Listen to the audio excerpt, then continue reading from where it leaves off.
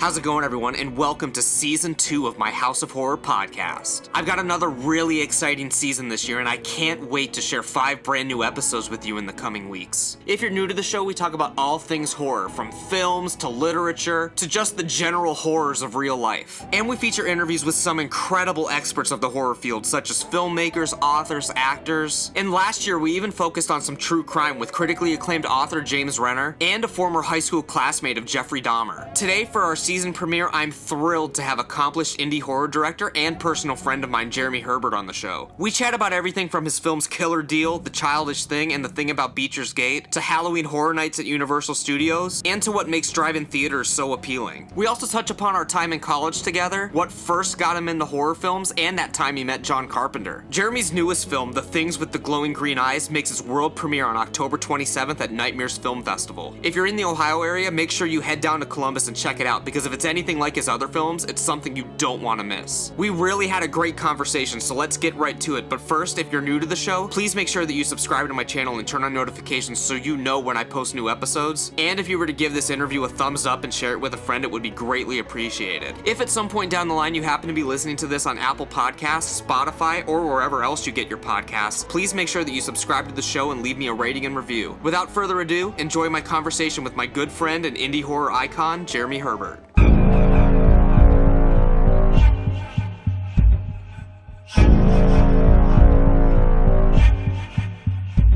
So I saw that you just got back from Genre Blast and took home a couple awards. Why don't you tell me a little bit about that? That was a heck of a weekend, to put it mildly. Me and Wolfstall and Morgan McLeod drove down on Friday morning and stayed Friday night, Saturday, and then Sunday, and left Monday. Genre Blast is probably one of the it's one of the best festivals we've been to. It's one of the friendliest. Everything feels, the word that I kind of came away with was handpicked. It feels like someone very deliberately wanted all these movies together. And there wasn't a weak one in the bunch, to the point that if there was a movie that wasn't for me, I could tell it wasn't for me, while also maintaining whoever this is for is going to love this movie.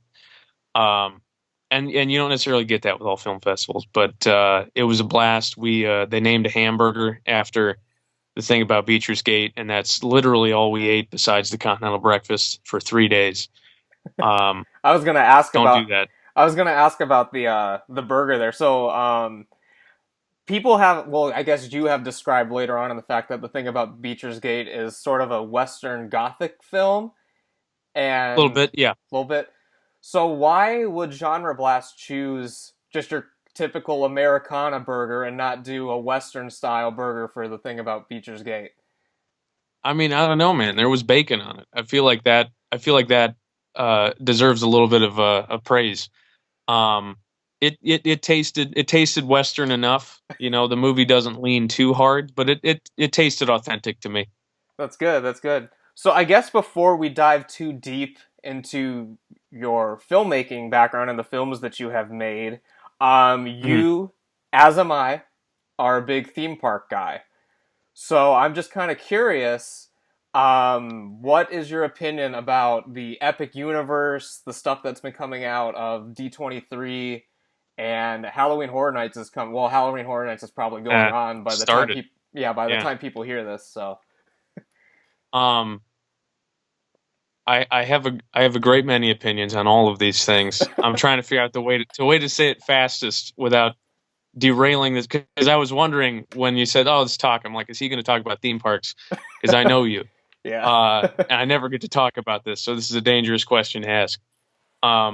So last night I was feverishly refreshing the hashtags on Twitter and the various forums to see, because last night, whenever this comes out, last night was Wednesday, whatever the date was, 4th. And last night was employee preview for Halloween Horror Nights. So I was getting all the reactions, looking like it's going to be a good year, which is exciting. But in terms of Epic Universe, in terms of D23, we're on the edge of a new era, and that sounds profound. But the fact that Universal is doing something it's never done before, which is a Park 3, uh, to a point they've only ever done one Park 2. Yeah. Um, knowing kind of the IPs that are going in it, who boy, and the fact that now they're kind of doing the different detached like entertainment districts. So you have the original with the studios and islands, and then I don't know if they're still doing it. There was talk that the two new hotels, like the budget hotels they open on High Drive, were going to have a shopping center attached, and then now they have the Epic Universe plot up the road. And likewise, Disney is slowly rebuilding Epcot kind of from the ground up. Um, it's strange. I think it feels like in a sense an arms race. It's Yeah. kind of seeing what's the stake. What are the stakes going to be coming soon? It's exciting. I have my opinions on who's doing what better and what I prefer. But any competition at all is good for all of the parks. And it's good And for it us. certainly seems like and it seems like both of them are turning the screws enough in different ways that it's going to get real interesting real fast. Yeah, I'm excited. Well, I guess it hasn't been 100% confirmed, but I'm excited about the Universal Monsters area, obviously, and Right. Nintendo Land for sure. I know you did have some comments about the Star Wars hotel. Well, here's the thing, and this is if we're going off of opinion, and this uh, I'm being coy for various reasons, none of which I can talk about, but the um my issue is like the fact that it's something like $4,000 for like the first person at the Star Wars hotel, and then it's like 700 for each additional or something like that. Yeah, Um, something. to me, it's indicative of a kind of diversion in the paths that at some point Disney decided they were going to aim high and get maybe fewer tourists, but the kind that will go for broke and spend, the cost of a new Ford Fiesta on a single vacation to Yeah, stay in Star Wars. Um, and then meanwhile, up the road, Universal's opening not one but two hotels that are cheaper than some chain hotels up and down I Drive. And I think the rack rate it's under $100. I know that for the surf side and dock side. I only one of them's open now, but um, and like a month or two ago, Universal's running a deal where if you bought 3 nights or 3 days at the park, 2 days at the park, excuse me, and the same amount of nights at I think Cabana Bay, you got 3 days and nights free. yeah, And like that kind of deal is nuts past 1998. yeah, And so I respect Universal a lot, and that they seem to be looking at, well, we know it's not the cheapest in the world anyway, slice it, but we want you here and we're going to get you here. And they're just, to me, they're stretching people's dollar further right. as opposed to Disney right now. Yeah, I can agree with it. Because, I mean, like, the Star Wars hotel, it's not even that big. So, I mean, they have to know that it's going to be a limited experience for people, you know? Yeah. Well, and the strange thing is I couldn't even guess how successful or not it's going to be, because it seems, yeah, it's a hotel, you stay there, but it seems like they're angling it more like a cruise package where Right, you have to stay for like 2 or 3 nights and there's stuff that happens. So I don't know. I don't even know what kind of market that would be for essentially a dry cruise. right. And you'd kind of be stuck in Galaxy's Edge in the hotel the whole time. Because, I mean, you're not going to ruin part of your adventure by going to the other parks. So, like, it's kind of like you're kind of all in if you're going to do it. Yeah. And well, that's the thing is like that's always been a lot of people will say, well, that's the upside. It's also a downside.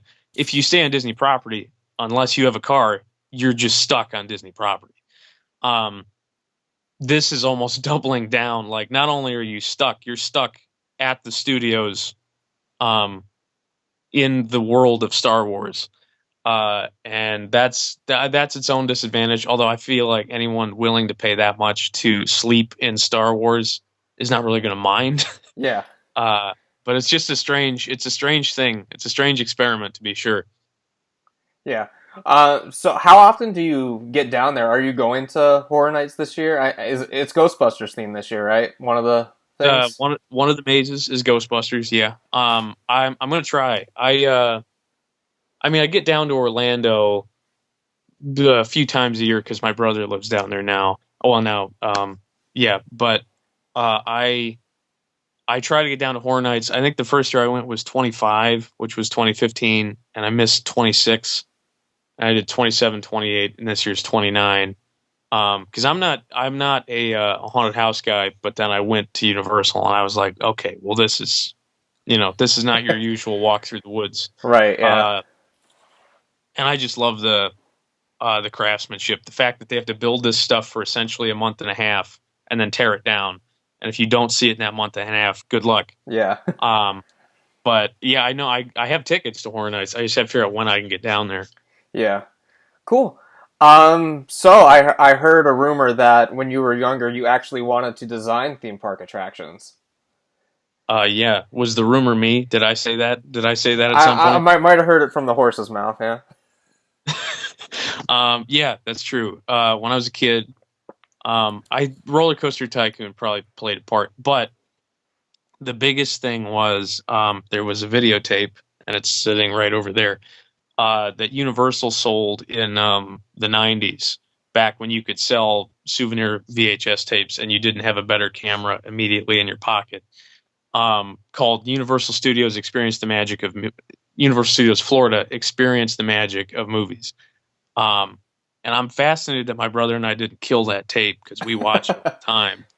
And it ended up being formative in two entirely different directions because it really got into the original lineup of the park, which is still, gilded and untouchable. But it also told, like, back when the park was mainly about how you learn to make movies. So at the time when I was a kid, I really took it as like, I want to design these rides. This is great. I want to play with these big toys and make these things. And then as I got older, I realized, oh, well, this also accidentally made me want to make movies. And to a point now, I just say storytelling because it's all the same. But it's, I still do. I'll say I've done some freelance like theme park design, which is cool. Yeah. Because I never thought I'd get to do anything like that, and it's neat. No one will ever know probably, but I got to do so. And it is fun. I would still kill to do that as a 9 to 5 job if I could. Yeah. And then do films on the weekends and on the side, which all of us are doing now. Exactly. So, so the Universal tape kind of got you into the transition into wanting to get into filmmaking. So why don't you tell me a little bit about how you sort of got into it? What are some of the first things you did as a child? Because I know I made the shittiest movies on VHS when I was a kid. Sometimes I took it way too seriously. I think at a point my mom actually told me, "You're not allowed to make movies anymore," stuff like that. And so yeah, that worked out well. But yeah, so just kind of tell me about your filmmaking journey. Some of the first stuff I did, I did. Me and my brother and my cousin not all the time, but we would spend some of our summers at our grandparents' house. And my cousin got an 8 a mini DV camera. And I don't know why, I can't remember why we decided to go this route, but we were like, we're going to make a horror movie. It was about a clown. That's just because we had a wig that we bought from Mark's. And we shot it entirely on mini DV. I think a character in it was one of the Ghostbusters. I do not remember which. We just had them in it. Anyway. But like we shot it on mini DV and we had no editing software to speak of, so we had to stop and start between scenes. And because we enjoyed the punishment, we also had music in it that we would hold a CD player next to the camera and then have to try to stop and start it between cuts, which is to say between stopping and starting of the camera to carry it to the next scene. We had the first one, it ends with like a 10-minute long take. And by long take, I mean we set the camera on a table and just improvised a fight scene, and that was that. That's probably why I don't like long takes to this day. But we ended up making, I think, 4 or 5 of those as a franchise. And by the end, there was kind of because my brother and I talk about this all the time. We're like, there are things that we did that we probably shouldn't have been able to do, considering how little we knew besides just watching movies.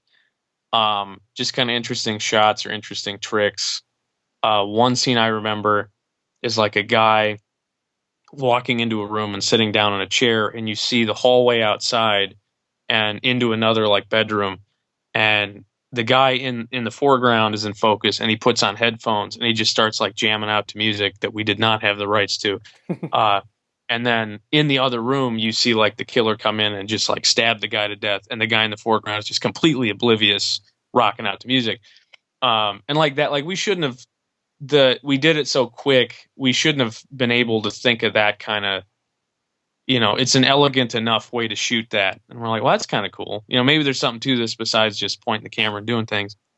And I think for Fake Blood, we used car wax, which, that's probably not good for your skin, but, and we made those, and that was kind of it for a while. Then I started entering contests for my local library, because they had like book trailer contests. And we then had editing software, so we could, and by editing software, I mean Windows Movie Maker. There you go. where we all must face our baptism by fire. Yeah. And now, admittedly, I won some of them, but admittedly, I would pick things that were like based on movies just because that's what I wanted to replicate. And it finally caught up with me, because last year I tried to sneak it by saying like the novelization of the movie Ghostbusters, which is not in any public library system in the United States. And they did not take it, but it involved like, actually, we had the outfits, we had the proton packs, we had to fake this whole thing. It looked great. And at that point I wasn't too upset, because I'm like, clearly I need to be moving on and doing other things. And then in high school, I took the video courses. I started making videos, and again, I started doing things that I probably shouldn't have known to do or thought to try. The kind of breakthrough, and I'll give you the inside scoop. This is where the name Dangerous Days Productions comes from. I watched Blade Runner at what is both the best and worst time in my development, which was kind of like junior year of high school. So I was really getting into filmmaking and trying to figure out, what do I like about it? What do I want out of it? And I watched Blade Runner, and it just blew my mind, because it's to this day one of the most transportive movies ever made. And I decided, of course, that I'm just going to make my own for a final project, with no money, and a leather trench coat from Goodwill. And so I also watched Dangerous Days, the making of Blade Runner, the documentary. And they called it that because one of the working titles of Blade Runner was Dangerous Days. So I thought I was going to be clever and name my movie Dangerous Days, and I did. And it was, I got an A, but we stole a lot. We stole an awful lot. And the irony is we shot in Kent, because at that time my brother was a student. So I ended up like what would become my tomb, Franklin Hall. We shot in there, and I'm like, this building is so nice and futuristic. It was great, and the movie was entirely too long. I remember my teacher gave me a mark off, and what he wrote is now how I feel about the movie Blade Runner, which is how I know I've grown. He took points off. He's like, too much walking around in the rain. And I'm like, you know what? Yeah, that's fair. That's entirely fair. And then I kept making movies, and what also did it was Die Hard. When I got Die Hard on DVD, and I remember I was sick for a couple days, so I watched it. I was like, oh my gosh. And then I watched it with commentary, which is a great film school for anyone out there, and I watched it with the commentary like a dozen times. And especially the fundamentals like screen direction, how to cut action, how to make sense of something fast and complicated. There's no better movie to watch, because no one watches that movie and doesn't understand what's going on, despite it being such a complicated setup, payoff, so on and so forth. And from there, I got into college. I got onto the Agenda, weekly comedy show for everybody watching that doesn't know. where every week I tried to make a different video that got more and more complex. By the end, me and Dylan Lusk had made, I think still the most impressive thing we managed to do was between a Monday night meeting and a Wednesday night air, we kind of wrote, it was some improv, but we wrote, shot, and cut a 30-minute pre-taped episode. Yeah, I remember that. Yeah. I think about it sometimes, and it hurts. The fact that we could actually do it that fast. Yeah. So, yeah, I guess talking about college a little bit, I mean, you said you started out, the first couple films you made were horror films, but then in college, I knew you, and basically everyone knew you as the comedy guy. I mean, and this sounds like I'm sharking it off. I'm very glad that I ended up on the agenda. That's where I was supposed to be, clearly. But I think some of it was, and it was immediate, because for a long time I wasn't really keen on horror movies. It took me a long time. Like when I was a kid, probably even when we were making those early horror movies, I didn't have the guts for them. I still remember like occasional nights in October when I would go to bed and my dad and my brother would be watching AMC's Horror Fest, and I'll see flashes of images. Like I remember Halloween 3 a lot. Some of the shots of like the spoiler, the androids in like the suits standing in the junkyard, and some of that, like I'll remember flashes of those images and like, nope, not for me, can't do it. And then I want to say there was one Halloween I watched, Night of the Living Dead, and that was kind of a like, oh wow, okay. This is before college. I was like, all right. By the time I kind of got to college, I got a stomach for it, and what I kind of fell in love with, one of the first horror movies I really sought out to watch, because I think I saw Army of Darkness accidentally on cable. I was like, this is great. And I didn't realize at the time that it is the least scary of the entire series, including the TV show. So I worked backwards, and I was like, all right, I'm going to start with the original. And the original still unnerves me in ways no other movie does. And I watched it, I'm like, this is nuts, because these guys did not have much more than I had. They did, but don't tell a kid that. Yeah. But the way it was made and the craft to it, because horror is tricky. It has the lowest bar for entry, but also it kind of has a high bar for quality. Like it's easy to make a bad horror movie, Right. and people will still watch it and it will still find something. But like to make an effective horror movie, it's tough, and it's most of that gap is just the ingenuity, and that's what I liked about it. And I like that it plays a game with the audience more so than a lot of genres. That you kind of have to make the audience lean forward, and you have to make them jump back sometimes. What kind of got me is that it's like, to me, a theme park attraction, those turn of the century dark rides where you kind of just bump around in the dark, and then a light flashes and a train horn sounds, and you jolt, and then you laugh, and you go on to the next scene. So in college, I was kind of getting more and more in tune with horror, and I was like, I want to make something not serious, probably more serious then, just because it was if you're doing funny stuff all the time, I was like, well, I want to do less funny stuff on my own time. And so the agenda was great because it taught me how to make stuff fast, with very few people. And especially like parodies, because then you learn, how do I make this look like that in 3 days with rented equipment, most of which is broken one way or another. And so I always loved horror movies, but I loved horror movies by the time I got to college. But it was, as you kind of said, I did the comedy show. I tried to make funny stuff. Comedy is also incredibly difficult. And the nice thing was, with that show, we had a weekly built-in focus test. Is that every week you'd find out real quick, did you do it? Is it funny? Is it not funny? And I think some of it was, by the end, I was a little burned out on having to do that time and time again. The last couple seasons, my videos started getting more complex, not in any philosophical or technical sense, but yes, you're supposed to laugh, but there would be almost an intentional, uncomfortable crash at the end. Yeah. The one I remember that I made with Jensen Strock, who's been in some of these movies now, is Papa Bellini's. The concept being it was an ad for a Chinese restaurant run by an Italian family. So there's obviously that gap, and then at the end we just start, and the editing gets more and more hectically painful by the end. And at the very end, we just start taking personal pot shots at each other. And finally, she walks in.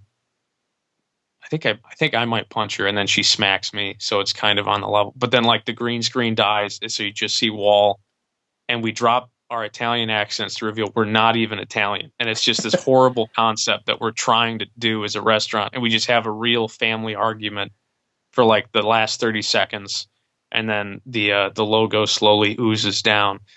And I remember that playing in front of a live audience, and they were laughing and laughing, and then the hit came, and no one said a word. And then, as the logo oozed down, everyone slowly started nervously laughing, and it worked. I remember that started giving me more, I guess, more validation, or at least a better sense of satisfaction. Where I was like, all right, we did something weird that you don't quite expect. That to me it got to be more fulfilling than if it's just, all right, we made him laugh again. Like, if you could make him laugh, but make it also part of a stranger overall sense, that I had more fun with it. Yeah. Yeah, so I guess when I first learned that you were into horror films was basically, well, we were in college writing class, and I knew you as the guy from The Agenda, the comedy guy, and you got called on in class or something, and you just casually mentioned, like, oh yeah, when I was talking to John Carpenter, and I was like, what? Yeah. So around that same time, my brother started going to Horror Hound, which is a great convention around, I think now it just alternates between Cincinnati and Indianapolis. And he started going to those, and I was obviously not diving in head first yet, but we went to one in Indianapolis and had like some people from Aliens and some people from the Terminator, and I just got to see him speak, and that was cool. But one thing I learned very quick as I dived into horror is, like, John Carpenter, that's my guy. He's the one I've stolen, as so many indie directors, stolen the most from. Just the sense of style, and not even, because I get tired on, I don't know about you, I sometimes get tired of like the Reddit. There's a subreddit it's not One Perfect Shot. That's the account, but it's just like pretty shots.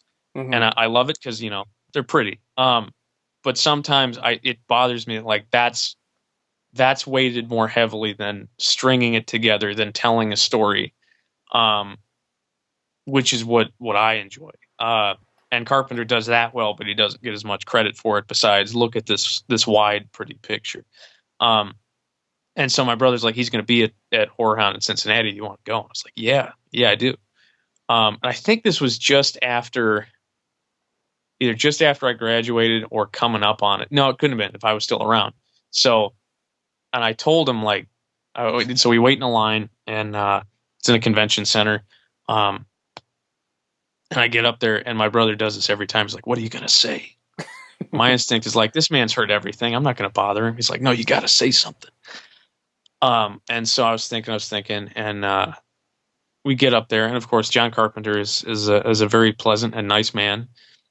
He's like, hey, how's it going? I'm like, good. And he's signing something. I think it was a still from They Live where he's directing Roddy Piper. And I was like, I just wanted to say that, you're the reason I got into movies, that I want to make movies. And I was just wondering if you have any advice on how to go about it. And he said this. Now, in all honesty, this is probably something he said to a great many people. So I'm not saying like, oh, it was just for me, but that doesn't matter. Context matters. And he said, go to it. That's it. Just go to it. Make movies. And I was like, wow, that's pretty profound. And years later, probably 4 or 5, this year, the thing about Beecher's Gate got into horror hound, same horror hound in Cincinnati. And so we went, and my brother flew up, um, and so it was a really weird full circle that I met. I was meeting this filmmaker that inspired me there, and then I was a filmmaker there with all of these other people, many of whom I can, I think, hopefully call friends. But this year, one of the people there was Tom Atkins, who stars in Halloween 3, In the Fog, Night of the Creeps, and he was in a short there. We got an autograph with him, as you always do, and then he was in a short there, and he hung out with filmmakers later. And so he came up and he had a beer with us, and which is strange in and of itself. But I remember I kind of asked him as well. I'm like, what's your advice? And his advice was stick to it. And I didn't tell him like the John Carpenter story. And it was such a strange full circle that now I'm on the other side of the fence. And then my first piece of advice was go to it. And then 5 years later, my next piece of advice is stick to it. Both by these guys that, in different ways made me love horror. And it was an absolutely surreal feeling, but that's a long way to say, yeah, I love John Carpenter. That's a very funny way. I'm glad that sticks out in your mind that's the first time that you noticed I liked horror. Oh yeah, I don't remember. Was it? I don't remember what class it would have been. It was. Yeah, it was Tracy's. Writing for media or something. Yeah, something like that. Yeah. Yeah. Yeah, so okay. that was that was like the first time I sort of got to know. I mean, I always knew who you were, but that was like the first time I kind of got to know who you were. I mean, even though we went to college together, like basically the entire time, we kind of ran with different circles. I mean, you were more on the TV side, and I was more on the KSUIF side. But right. But yeah, I mean, I always respected you and your work and stuff, and I still think you're. I forget what one it was. It was like the snow day bit on the agenda. That one really sticks out. It was like Eric Mansfield's a swell guy or something. Oh, wow. Yeah, the thing that I thought was going to get me fired. A deep cut there. Yeah, that's... for everyone watching, in short, there was a school official who, because I believe temperatures were like -30 or something, for a few days, and the snow was piling up, and the school was not going to close, and an official went on record as saying, like, be adults, you can't call off work, you're just going to have to brave it out. And then what we did, and I said it has to be me saying this, so that if I get in trouble, it's just me, no one else is going down. And with a few people, we printed out how far that he has to walk to work versus how far a student has to walk to class. We dug through social media to find likes and things. It was, it was pretty brazen for a show that otherwise, we'd get pointed, but rarely about people like in the same zip code. I just remember the response afterwards was the newsroom was like clapping when we walked back up. And then the GM pulled me aside and said, that was funny. Don't ever do that again. Yeah. I think in college, I don't know if we ever, I think the only thing the two of us worked on together was your team had recruited me to do a Wayne's World reenactment. But I think besides that, we never really did too much together, surprisingly. Well, that I believe my name is in the credits of a motion picture that you directed. Oh yeah, you were involved with that for a short period of time. That is. Yeah. See I think you were in the editing class, right? Yeah, I think that's in the pre-production class for a day. You were in the pre-production class for a day, yeah. But yeah, because in the editing class, you were basically the only person I didn't have to babysit. So I was like, okay. I was like, Jeremy knows how to cut a scene like that. That's fine. So yeah.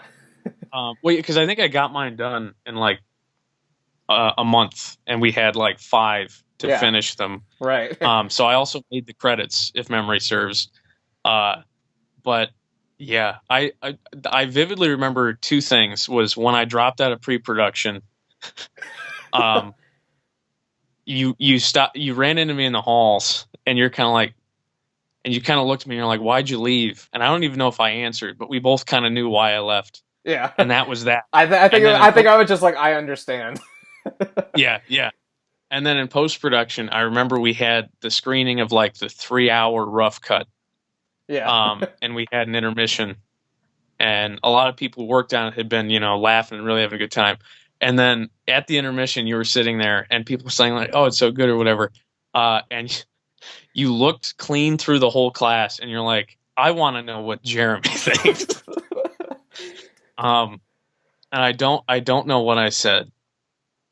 I might have said, yes, this sure is a rough cut or something like that. But I think I said to you, with the materials we were given and the resources we had, is this the best we could have done? And I think you were like, I think so.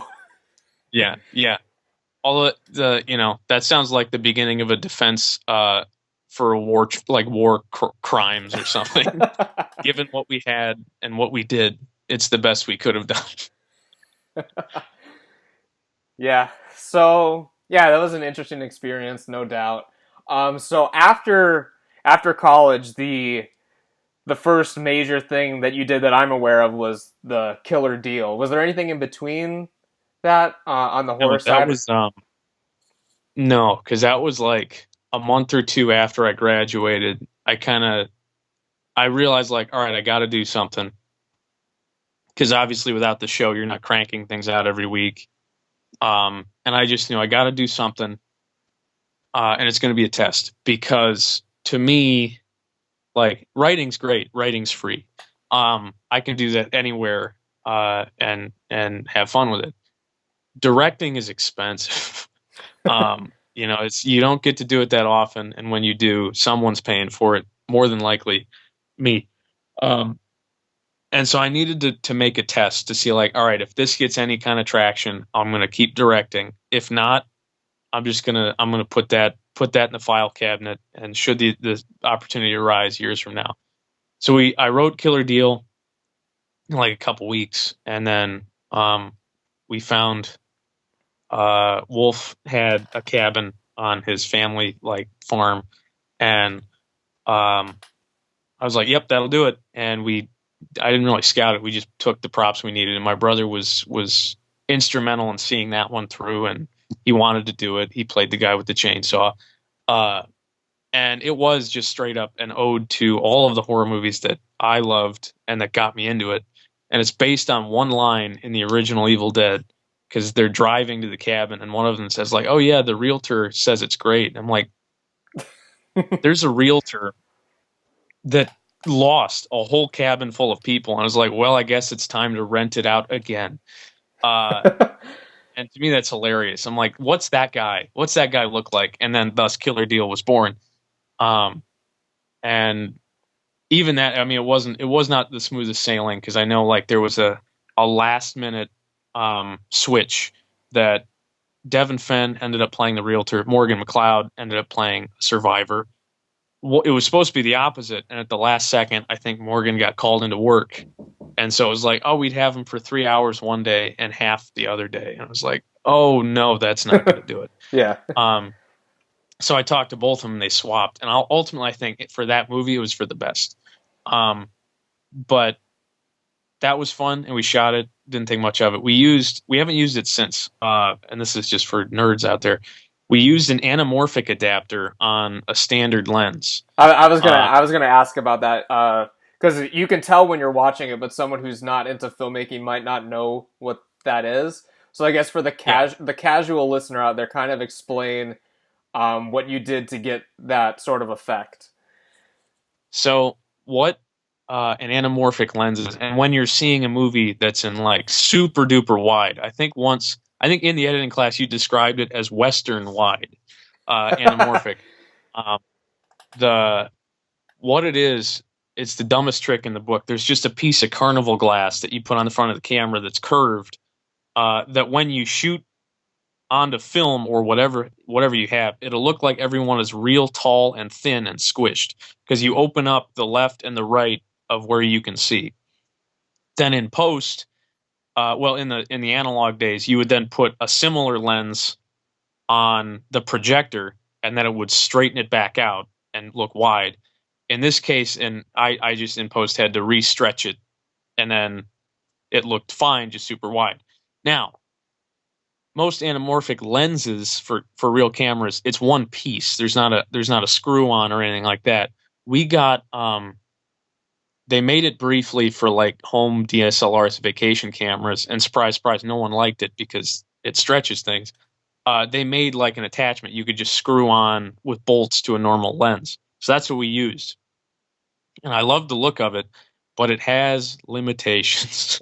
I wanted to get like a close up on Devin's eyes, and the closest he could get to the lens before just getting lost in mush was like maybe 4 or 3 feet.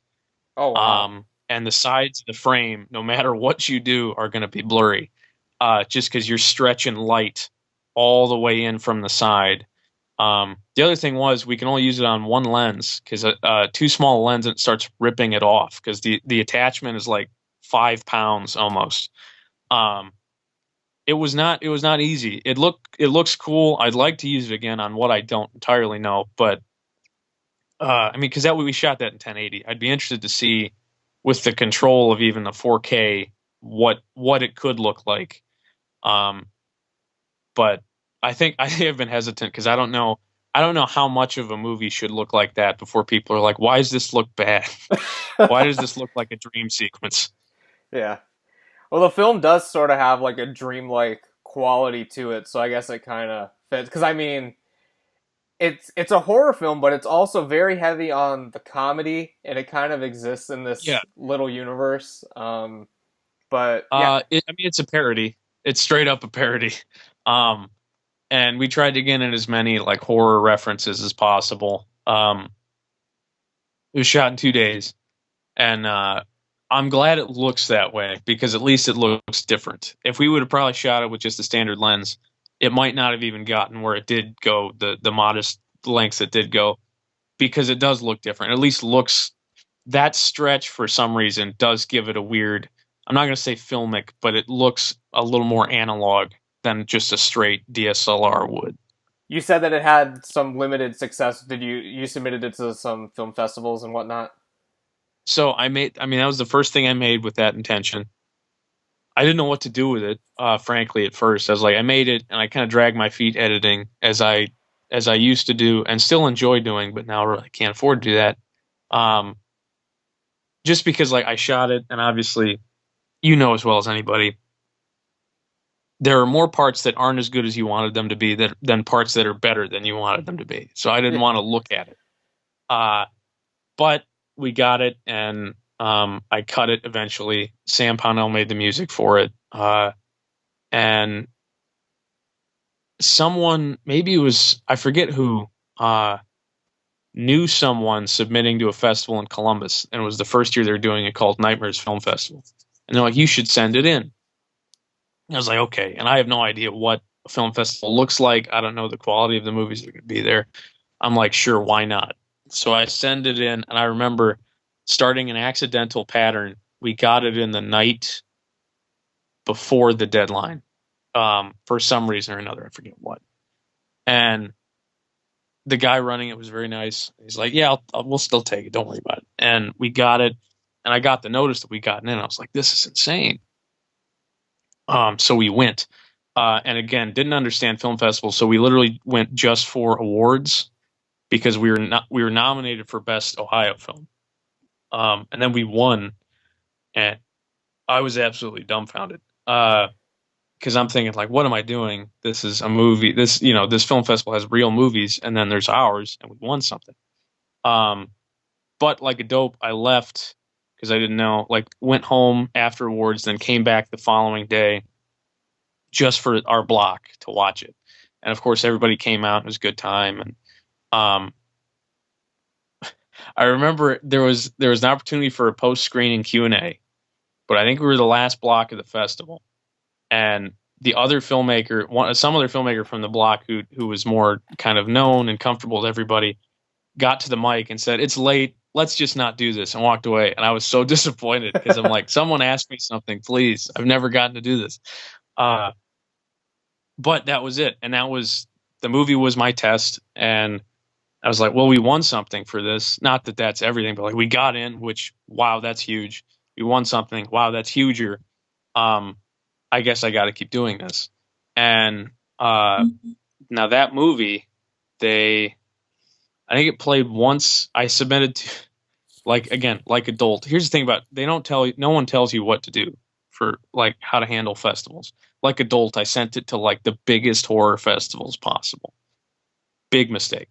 I probably could have played at more places if I focused more on Ohio stuff, and even Ohio non-horror festivals. But it played once more somewhere in Ohio at like a contest with three movies, and then the audience choice won money, and we didn't win. And I was like, okay, well, this is a strange. I don't know what to make of this.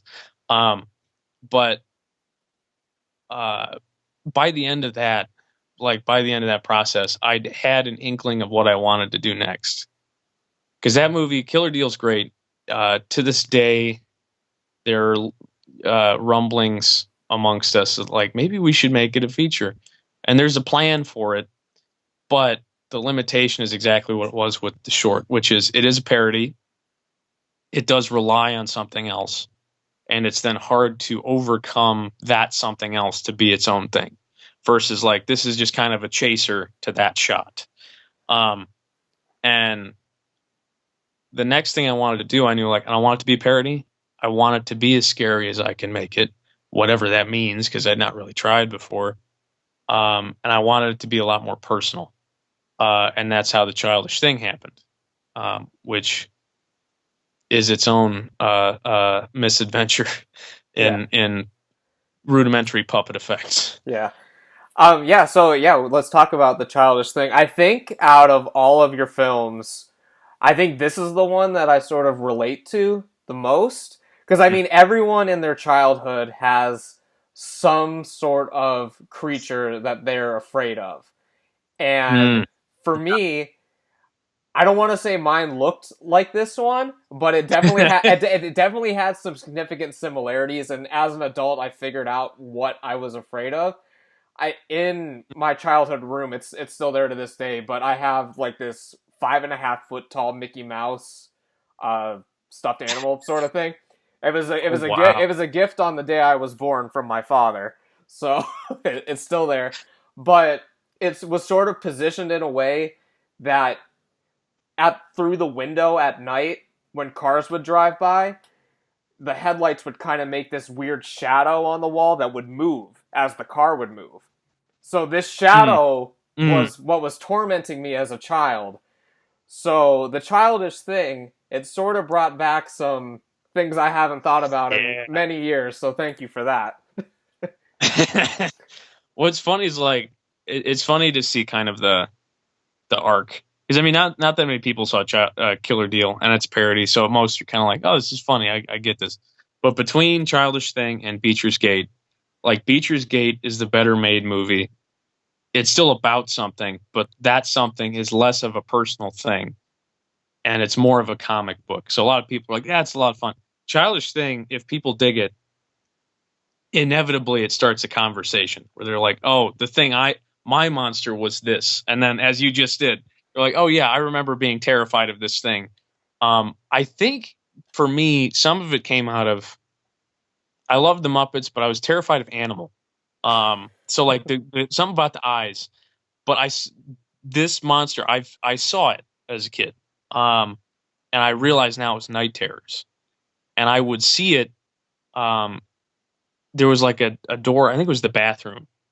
And like, so at night, the bathroom door was just open and it was dark inside.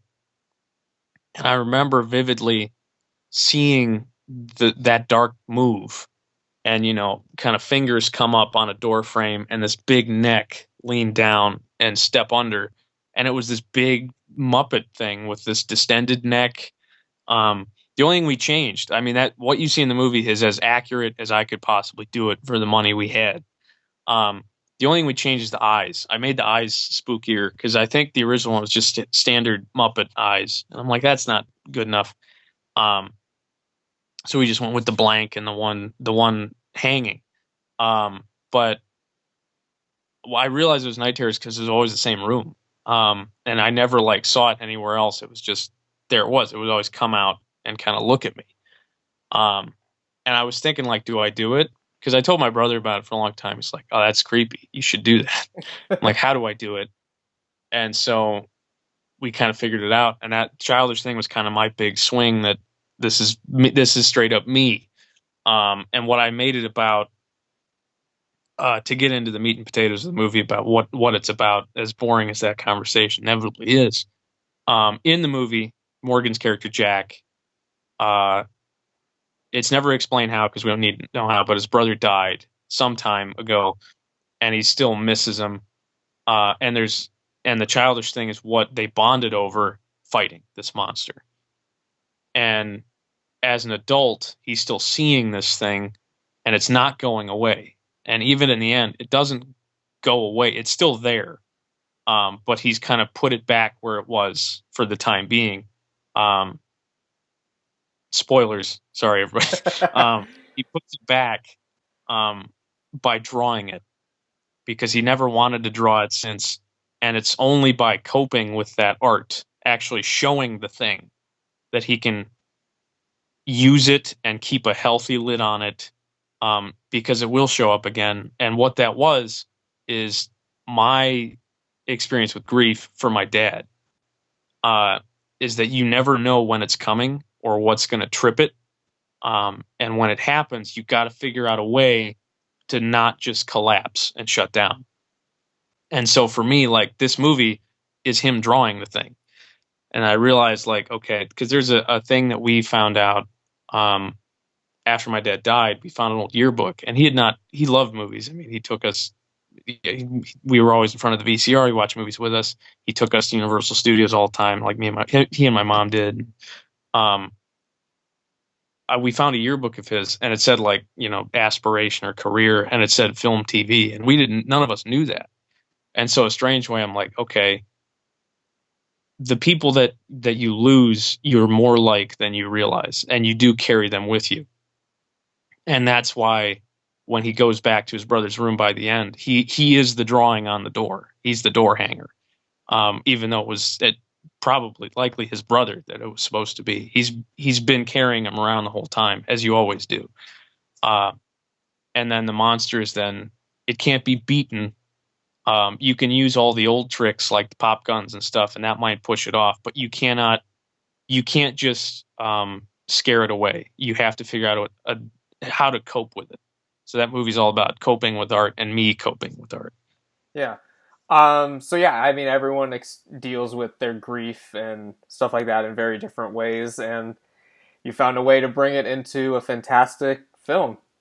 So thank you. I applaud you for that. I was actually very, very impressed with both of the films. I had seen Killer Deal previously, but these two I'd watched in preparation for this. One thing that I really liked about the film is you kind of got creative with the editing of it, like the cutting to action and stuff like that. Like, not giving much away, but there's a sequence with a box, and kind of the way you cut that. I mean, it looks good. I mean, like, you're talking about how Hal exits the picture. Yes. that was, so for each of these movies, Killer Deal less so. There's been, by kind of coincidence, because I don't think I'm a particularly visual director. There's some people that's what they see first, is it's all images. And to me, I like the story first. I like telling the story, and then I kind of have to figure it out. But for Beecher's Gate and Childish Thing, in both instances, there was something that, like, I saw in my head, and I'm like, well, that's how I got to do it. The box sequence was one of them. Because I knew it was kind of inherently absurd. And if we did it wrong, people would just kind of laugh at it. And the first time we showed it, one of my favorite shots in the movie is when Morgan walks downstairs, because you just hear something. And you know what Hal has been doing, or the last thing, he just saw a box open, so we went to investigate. So as you hear the cardboard rustling, that's one of my favorite effects, because in a theater, everyone starts nervously laughing, because they're like, what's that? What? And I remember when he starts inching over and you just see the legs in the foreground, everyone stopped laughing. and just, you could hear someone go like, "Oh no." And I was like, "That good. That's the proper response." But that was fun. That turned out better than I could have expected, especially given the goofiness of how we had to shoot it. Because we just popped the bottom of a box open and Devin shoved his legs up through them.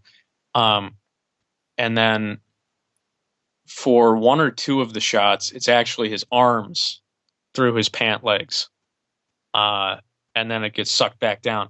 But that whole time I'm like, I hope this cuts, because to me, and this is what I've learned about special effects, they will always look incredibly obvious to you. And you'll realize that most audiences, even other filmmakers, aren't going to try to be outsmarting you. They just want a surprise. They want to enjoy what's happening. So to me, I'm like, yeah, he's underneath. And people are like, how'd you do that? I'm like, what? He's there. He's breaking his back right now. But like that scene, especially like the box fall over, so his hands pull down into the box and then it falls over and we see it's a whole box again.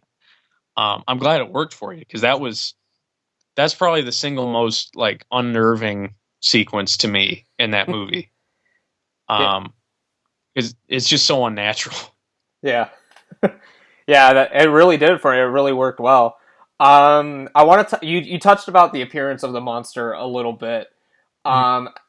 How was I mean, you can see how it looks, but how exactly did you construct that, and how many people did that take to operate at a single time? Do you know? Yeah.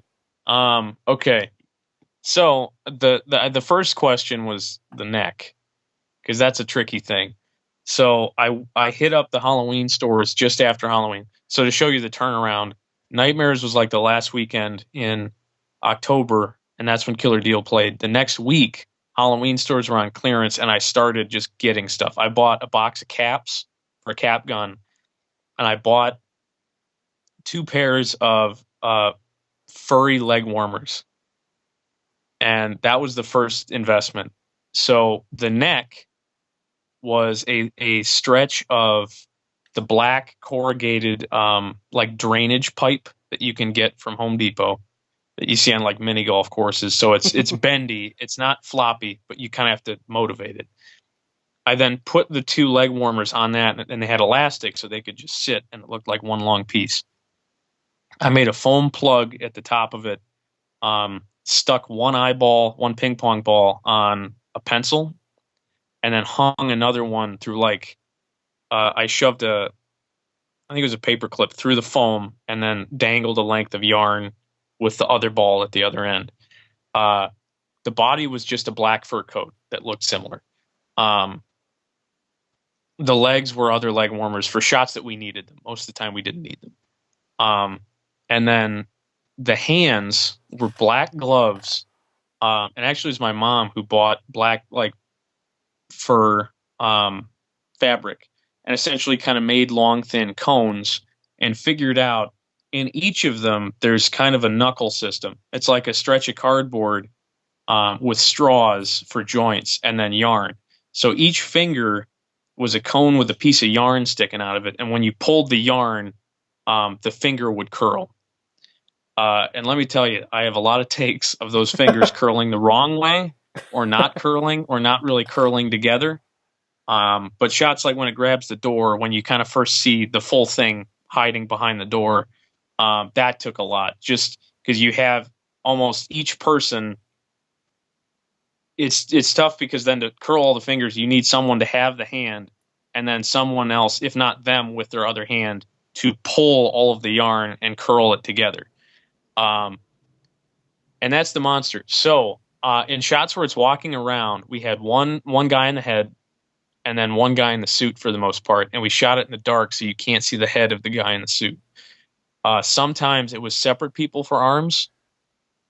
Sometimes it would be 2 people to a hand, depending on the shot, and it just became a game of how well can we hide this. And certainly the first time I saw it, I had 2 very different reactions. First was I just built the thing that terrified me as a child, and it looked about as I remembered it.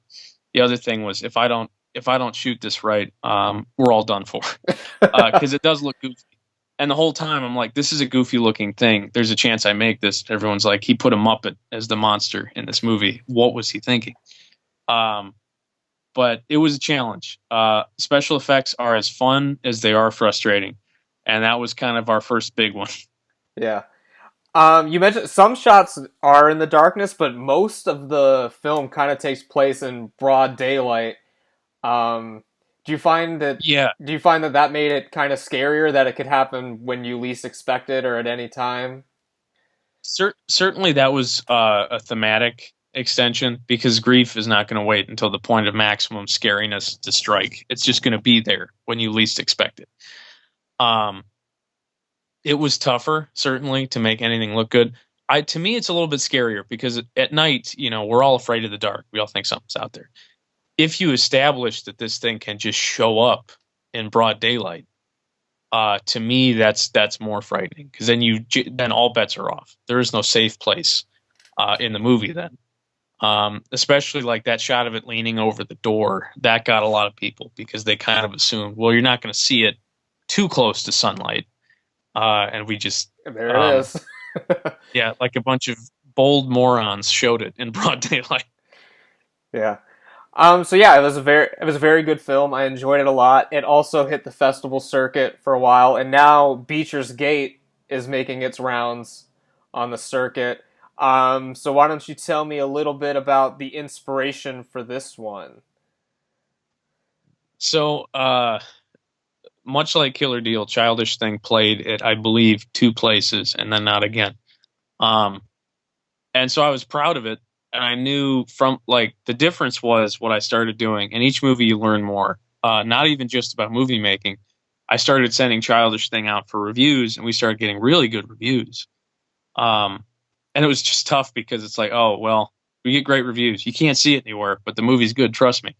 But it kind of, again, it's not that you need validation, but it helps. There's signposts.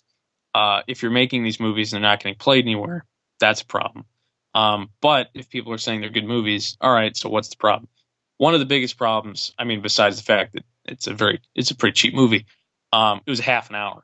And that's poison for film festivals. Because you're saying you're better than 5-6 minute shorts, essentially. And we were not. But we made that, and I wanted to make a feature next right away. And originally the thought was Killer Deal, but some of the crew didn't want to do that because we'd done it recently. And that kind of bummed me out. But there was a short, the next short I was planning was something called Save Yourself. And I realized it could be a feature, probably should be. And so me and Wolf, who'd been writing features, the first feature we wrote together was in 2016. Same year as Killer Deal, and we just been kind of doing that along the way. So we wrote one together. The first we wrote with the intention of me making it, and I really liked it. But I was like, we got to wait till summer to shoot this. We should make a short in the meantime to get us up to speed. And that was Beecher's Gate. So my first thought was, I love horror movie cops with the fur collars and things like that. And I happen to have one of the coats because I bought it at Goodwill a century ago. And I was like, that's it. That's the movie. And all I had was a new deputy in one of these horror cop towns is sent to the woods to do something that they have to do every year. And it's a remote shed in the middle of nowhere.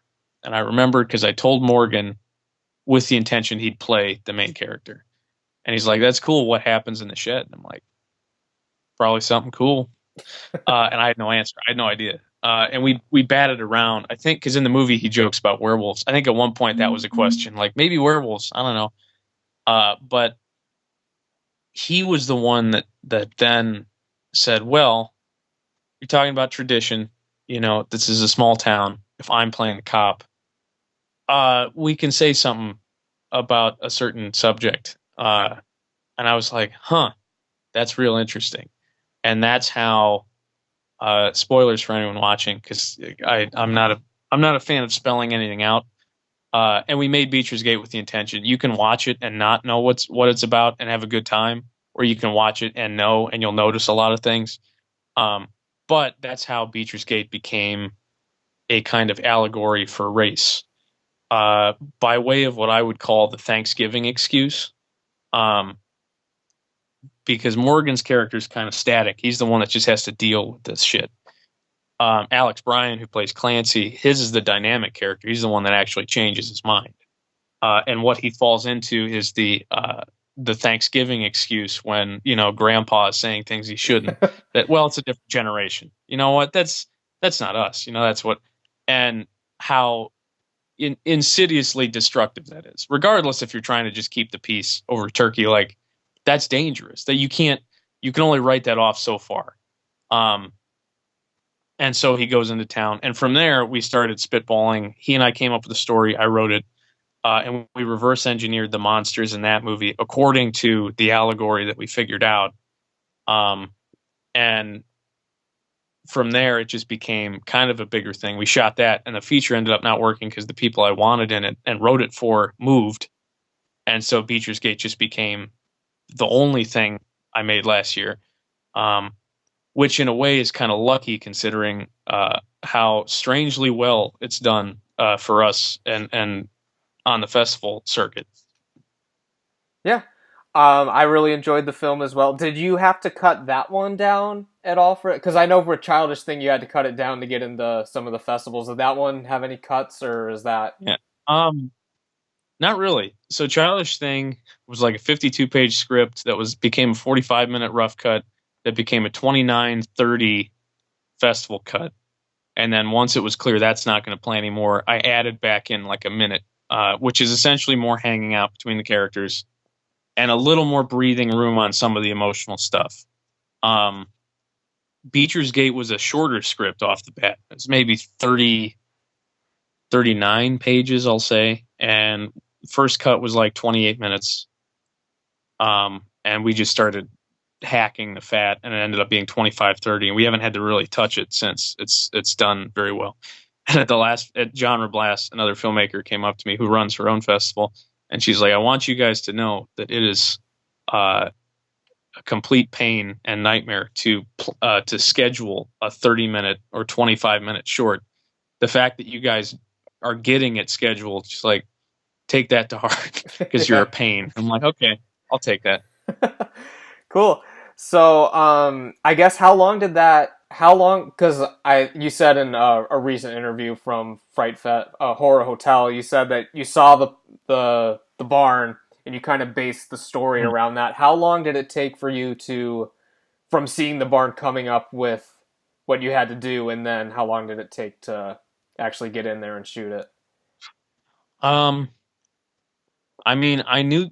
So the producer on that movie, who's worked on all these, Sam Scorefield, he that was on his property, that shed, and I kind of asked him as we're figuring out, okay, what are we going to shoot this? How are we going to shoot this? He's like, yeah, you can use it. So immediately I started aiming everything in that direction. Now, a smart filmmaker would have gone to the shed and seen what's inside it. I mean, Sam told us, like, this is what's in it, give or take. And I was like, cool, that's good enough for me. So we went out, we shot a weekend, and I was hoping to finish it in a weekend. And as literally as soon as we got there, the Friday night of that weekend, it was just us walking around and figuring out, oh, this is in the shed, and this is in the shed. And we kind of had to move a few things, but we didn't know what was in it until we got there. So, like, the paintings were just there, and we realized we can make good use of these. These kind of play into the theme, and they're unsettling in their own way. I think we knew the tractor was there, so we could safely have Morgan do the tractor joke. I think we wrote that. But we shot the 2 days that weekend, and I started losing my mind because for some reason I was dead set that I'm going to make this in this weekend, and if it takes a day longer, I've blown it. Like, we can do this. And it got to be 4 a.m. There's one scene in that movie where it was just me and Morgan. Everyone else had gone to bed. So I have a fun game is figuring out which sequence that is. But I realized, like, this isn't going to get done. And so we scheduled another day, like one more night, 2 weeks later. So it was like 2 days, 3 nights, or 3 days. And we went back and we shot. And this is the miracle to me, is that a lot of what we didn't get were just like connective tissue shots. Like, oh, Morgan looks this way, and we didn't have it. And the fact that it works, I don't quite know how we pulled it off, but we shot the rest of it. And so we shot it about 3 days, and I kind of dragged my feet to cut it again. Although I always get a rough cut to Sam Pownell, who does the music. But other than that, it was only about 3 days. Yeah, I was actually going to ask about Sam, because he did the music for all of these shorts. What is sort of your relationship with him because music is a big part in them. So how do you guys approach scoring these? Do you just kind of tell him, here it is, have at it? Or is it more like what's your process with him? The key is tone. So in each movie, and in each movie, obviously, we've gotten to kind of trust each other more and figure out more of what I'm looking for and what he's trying to push himself to do. In Killer Deal, it was very, very easy in the sense that like I just kind of need tones and sounds. The big song in Killer Deal was the end credit song, and I sent him the Friday the 13th 3 disco theme as sort of a touchstone for that. And that kind of started that pattern, like on Childish Thing, which was then obviously more complicated. I gave him at a thrift store, I found like a portable electronic organ that was horribly broken. And the second you plugged it in, it would just start making sound. Like the keys were kaput, but it made interesting sound. And so I was like, see if you can use this, because I like the sound. And he did. So toward the end of Childish Thing, when the monster is, fighting, and you hear that almost like distant, it's just a repeated note, like the dun, dun, dun, but it sounds a mile away in like a cathedral. That's what that is. But I told him I wanted a theme for Childish Thing, a recognizable theme, and that's how you get the dun dun dun dun dun dun. And so he kind of expanded on that. I sent him some scores that lightly inspired it. That one, I think there was the least suggestion, just because it's a strange kind of tone for a horror movie. And then Beecher's Gate, he wanted to do more. So he enlisted a couple friends of his, Zach Thomas and Jacob Wilcom, and got them to kind of riff with some guitars and some instruments. And then he took those and started manipulating them and using them digitally. And that's how we got that kind of at times a little Western theme. There's a sound I really like used kind of in the middle of Beecher's Gate that almost sounds like a train, like barreling down the tracks. And so but I did still send him things sort of for this one, I think it was more of, there were a couple Western themes and there were more driving synths, more like Carpenter Brute and that kind of thing.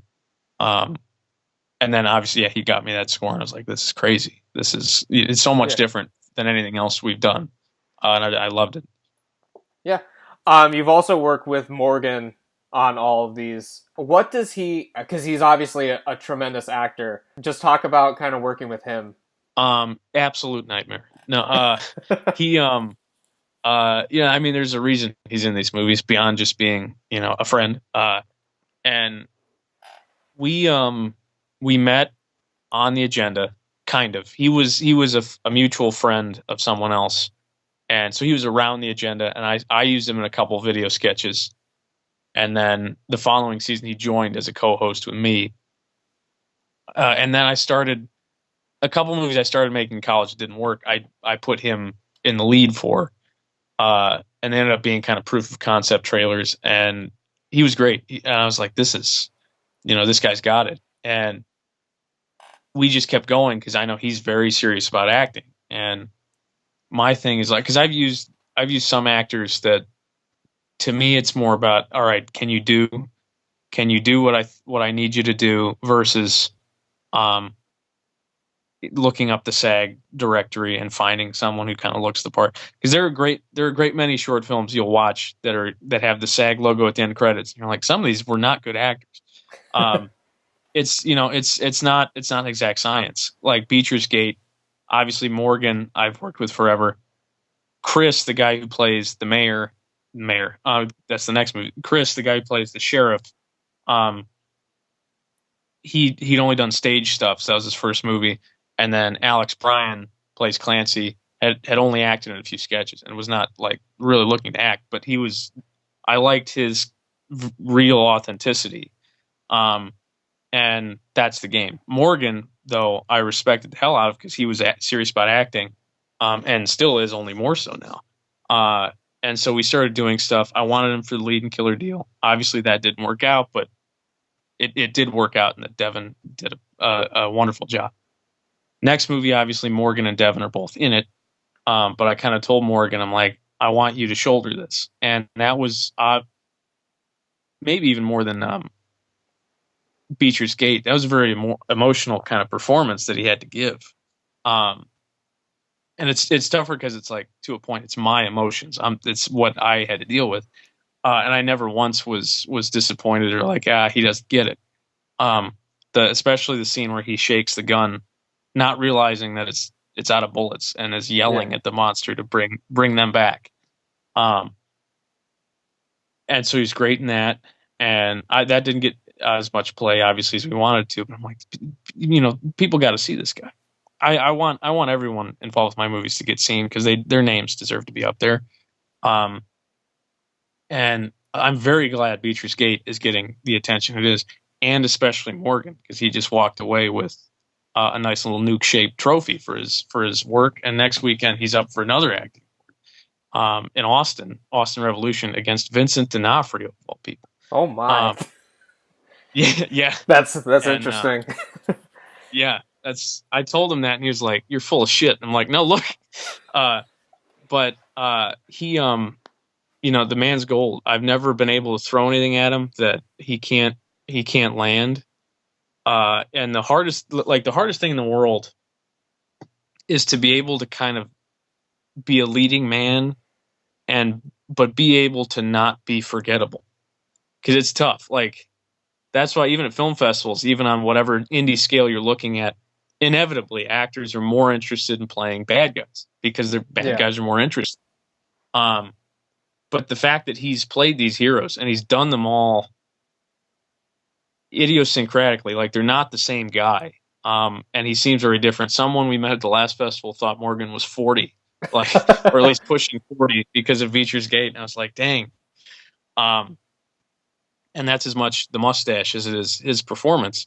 And he just knows exactly, and you can tell the difference too, when you're working with an actor who's not used to the camera, and you kind of have to coax the performance out to match what you're shooting, versus an actor who immediately knows the camera, the lens, what you're seeing and what you need to see. And so the only direction you really need to do, if any, is to say, this is where we are in the story. And he immediately figures, all right, this is the level I have to be at. This is the tone I have to hit. Yeah. So, as you said, it is playing all over the place, lots of different festivals. What is the most fun place that you've played? Ooh. As in, like, most fun as an event, as a venue, as a screening? Any. Probably. What was? Have you played any drive-ins? Would you like to play a drive-in? Ooh, I would love to play a drive-in. I talked to Mike Wendt, who I don't know if you know Mike. Oh, I'm very familiar with Magic Mike. Yeah, there you go. He coincidentally, we played at two film festivals on like consecutive weekends, and I didn't know this. He judged them both. And I'm like, you had to watch this twice, and you gave me an award twice. I'm like, what, you masochist? But I finally got to talk to him after the one, and I kind of mentioned to him, like, I live by the Autorama Twin. It's my favorite place in the world. And I'm like, I would love to screen at a drive-in or like have a film festival there. And I remember he was like, I might have to look into that. I don't know if he does or not, but I was like, please, I would love to screen at a drive-in. There are a couple in the Midwest that do festivals or something like them, but it's features. Right. But Sell me on the drive, because I've heard from Bobby Makar and a few others that drive-ins suck, and I've never been I've never been fortunate enough to go to one, but I've always wanted to. So sell me on the drive-in. Give me the pitch. What's the appeal? so okay, here's the difference. Now, I will say you kind of have to decide what your motivation is. If you're going to a drive-in to like review a movie, probably not a good move. If you're going to a drive-in to kind of dissect a movie, probably not a good move. But drive-ins were made to show schlock.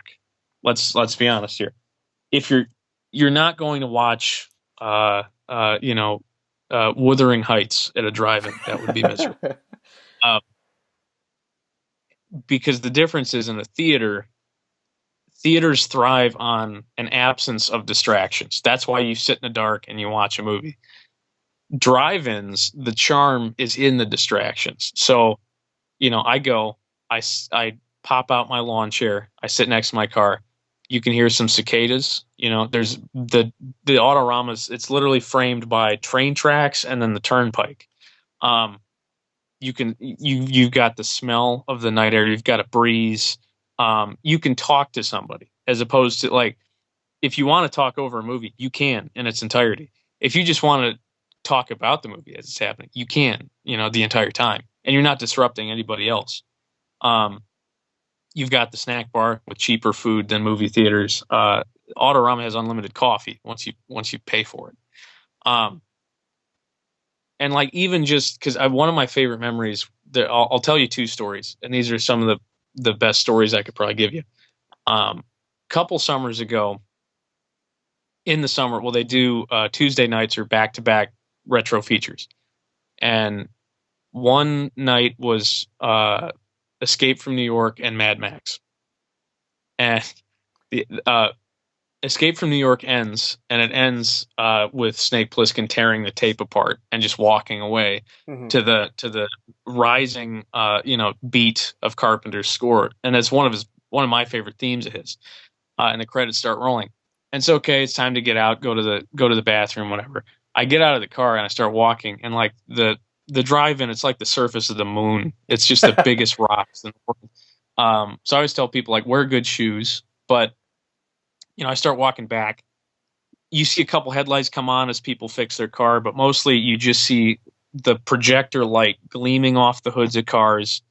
They have a couple floods that come on at intermission, and you see people kind of moving in the dark. And out of 100 cars, you hear the John Carpenter music just thumping, like in the background, as you walk, as Snake does, kind of just resolutely. Now he's not going to the snack bar, you are, but I was like, damn, this is a feeling that I could not get anywhere else. And I certainly couldn't get movie theater.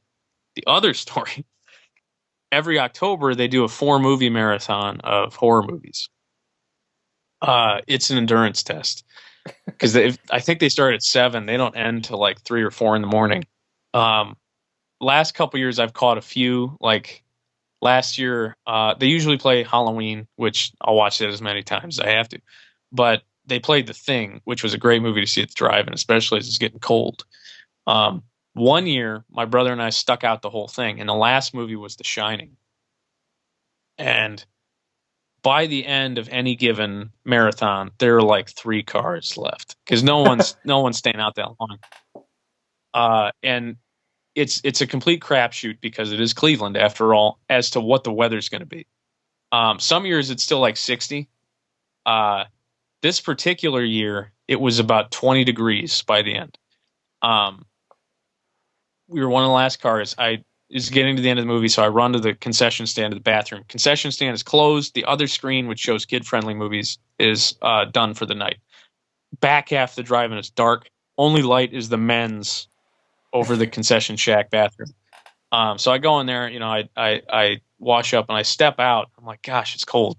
So I start shivering and I kind of cross my arms, and it starts to snow very lightly. And I'm walking back across the drive-in, and it's just silent, just the crunch of rocks.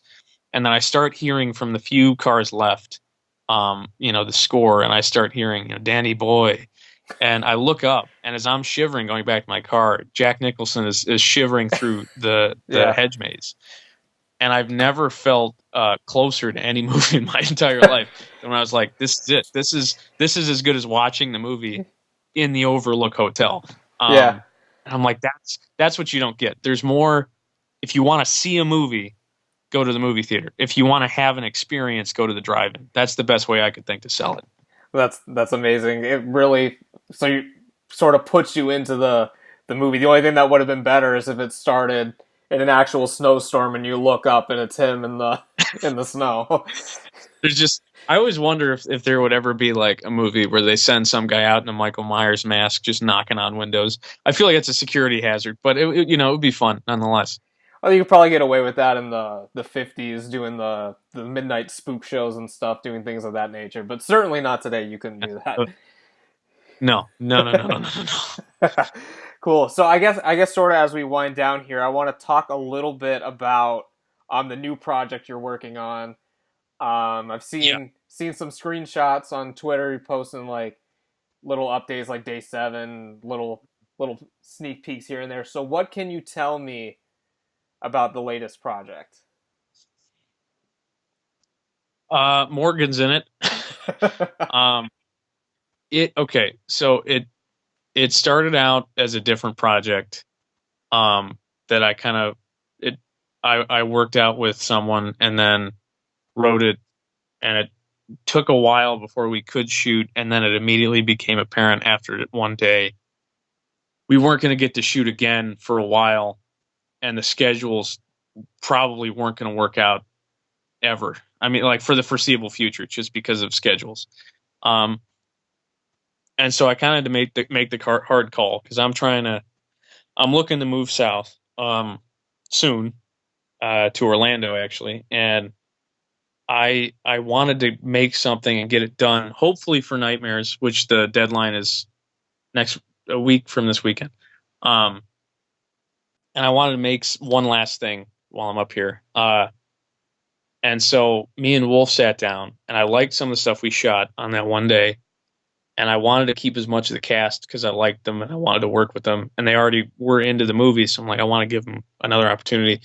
And we wrote something that used as much of what we had as possible, but is something else entirely. And so then we went off and shot that. And now that movie's ended up being, I'll say mildly cursed, just because and every filmmaker gets one. Missing footage, locations that kind of drop out, 2 different special effects, neither of which work consistently. And we're almost done. We're done shooting just about. We just have to get some last minute pickups of the footage that we lost because one actor is in Columbus. But what it ended up being is kind of a celebration of like the people I love working with up here. Jensen's in this one, and some of the people that we've worked with, or that we've met on the festival circuit. One of them, a guy named Daniel Allen Keeley, who I don't know if you've seen or heard about Bong of the Living Dead, but he was the star in that movie. That's a great movie. But it's more of a comedy. The way I looked at it is it's one last thing movie. I'll tell you the title if you promise not to tell nobody else.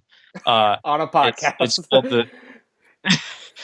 It's called The Things with the Glowing Green Eyes, and it's more of an open. It's some partially making fun of ourselves because obviously it's a very obvious title about what the monsters are, but it is through and through one last thing movie in which it's about something. If you don't notice what that thing is, you should still have a good time. But it is also us and me dealing with something a little personal, and hopefully it works. It's a very strange movie. It's not like the other ones, but it does have elements of the other ones, much in the same way Childish Thing kind of evolves into Beecher's Gate. Any chance that when it's done, all 3 of them will be released as an anthology, the Thing trilogy? I'll admit that is a soft strategy. I just kind of like 3s in part because I'm like, all right, this is a nice conclusion. That would all depend on if I can find a distributor willing to go for that. And some of that also has to do with like we have to raise our stock a little bit more so that people don't see the DVD and go like, what the hell is this? Why would I buy this? But no, that's entirely an idea. That's part of the reason I went back and restored Childish Thing, because I knew it wasn't as good as it could look or sound. But we'll see. I wouldn't be opposed. So Killer Deal is on YouTube. Is there anything on the horizon where people can see the Childish Thing or Beecher's Gate besides the festival? Is there anything? Childish Thing is available to stream on trueindie.tv. That's TRUINDI.tv. It's a great streaming service. It's all indie movies, shorts, and I believe features. You can do a free trial if you want to watch it, and then keep it if you'd like to keep watching. There was an issue with their first upload on there, though, so they were supposed to have fixed it. They might have fixed it already. And it was the same problem actually you found, which was the last didn't exist. The last 10 minutes just gone. Because I was like, there's no way this ends with just him running to the garage. I was like, what? Yeah, I was like, no credits at all. It's bold. Nothing. But thank you for catching that. Otherwise, I don't know if anyone's ever even watched it on True Indie. I hope not, and I hope they don't think like, man, this movie has no ending. But it should be fine now. Yeah, that's going on True Indie. I might look at putting it on Prime, but Amazon has changed their contracts, and there's been a nasty streak of them wiping out indie horror things that don't have like decent IMDb scores, or even if they just feel like this shouldn't be on our service. So I don't know, but I'm always on the lookout for a different platform. I just don't know where else to put it right now. Yeah. Cool. So where can people find you on social media? I saw that you have t-shirts out now. Where can people check out your stuff? And okay. On just about every piece of social media you can find, that's Facebook, that's Twitter, that's Instagram, and now Threadless, for our merchandise. It's at D-Day Films. Yeah, well, I guess that is about all that I have, unless there's anything. Hey, what are some words of wisdom that you can share with the audience out there? John Carpenter had given you some words of wisdom. What words of wisdom would you give to anyone out there that's looking to pursue sort of the run and gun filmmaking style that we do? Yeah, I don't know if I'm going to be able to pull anything profound out of my hat here. Always bring more canned fog than you need. That's, I'll let people decide if that's profound or not. But there's one thing I've learned. It's always bring more canned fog than you need. There you go. Well, I want to thank you for having this discussion with me today. Someday we're going to have to work together on something. Maybe hit up maybe we'll hit up the drive-in after a romantic evening at Panera Bread. Man, you're speaking my language. Yeah. Well, cool. Well, thanks for doing this. Yeah, thanks for inviting me on, man. This is fun.